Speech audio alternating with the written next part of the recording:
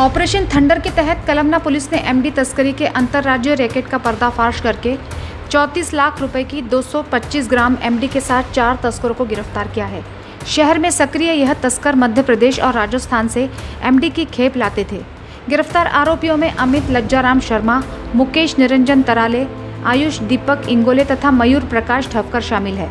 Racket की सूत्रधार महिला की तलाश जारी है। यह कार्रवाई डीसीपी निकेतन कदम के मार्गदर्शन में पीआई प्रवीण काले, पीएसआई संतोष लामरोड, हवलदार रवि सा, प्रदीप पवार, मंगेश लोही, संतोष पांडे, प्रफुर गहोकर तथा अनिल जाधव ने की है।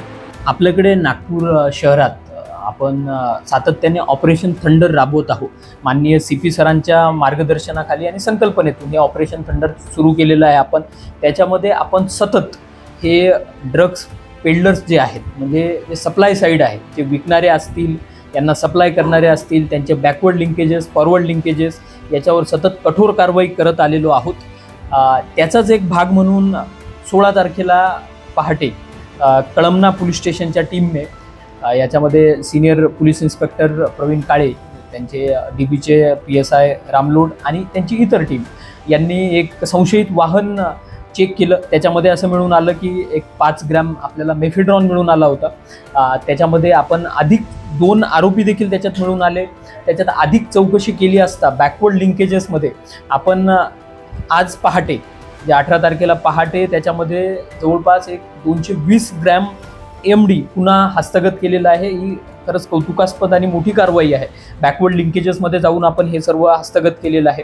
तसं आत्तापर्यंत टोटल 225 ग्रॅम मेफेड्रॉन आपण याच्यामध्ये रिकवर केलेलं आहे। त्याची किंमत जवळपास एक 34 लाखाच्या आसपास आहे आणि सोबतच 2 मोबाईल फोन्स आणि एक 4 व्हीलर ही देखील हस्तगत करून जवळपास एक 50 लाखाचा मुद्देमाल आपण याच्यामध्ये जप्त केलेला आहे आत्तापर्यंत। पकडलेले आरोपी आहे की कुठले राहणारे आहे आणि याआधी कळमना पोलीस पथकाने आणखी एक कारवाई केली, त्याच्यामध्ये ही कार जप्त करण्यात आली। याच्यामध्ये काही दोघांचे काही लिंक आहे का, काय सांगता?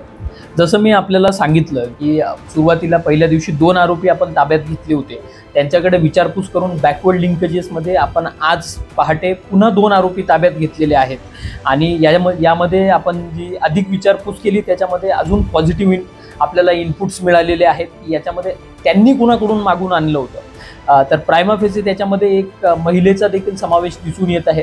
आपली टीम त्याच्यावर वर्कआउट करत आहे आणि यांनी आपल्याला मिळालेल्या माहितीनुसार असं समजतं आहे की यांनी एक गुजरातमधून कुठून एखाद्या ठिकाणून आणलेलं आहे, परंतु ते लोकेशन आणि इतर सगळ्या डिटेल्स आहेत त्याच्यावर आपलं वर्किंग चालू आहे। याच्यामध्ये जे 3 आरोपी आहेत त्यांच्यावर हा पहिलाच गुन्हा आहे आपल्या रेकॉर्डनुसार, परंतु हा मुकेश तराळे नावाचा एक आरोपी आहे। त्याच्यावर याच्या आधी एक गॅम्बलिंगचा आणि एक 406चा म्हणजे 406, 468 फोर्जरीचा एक गुन्हा दाखल है। लेटेस्ट अपडेट्स के लिए पावर ऑफ वन न्यूज को फॉलो कीजिए।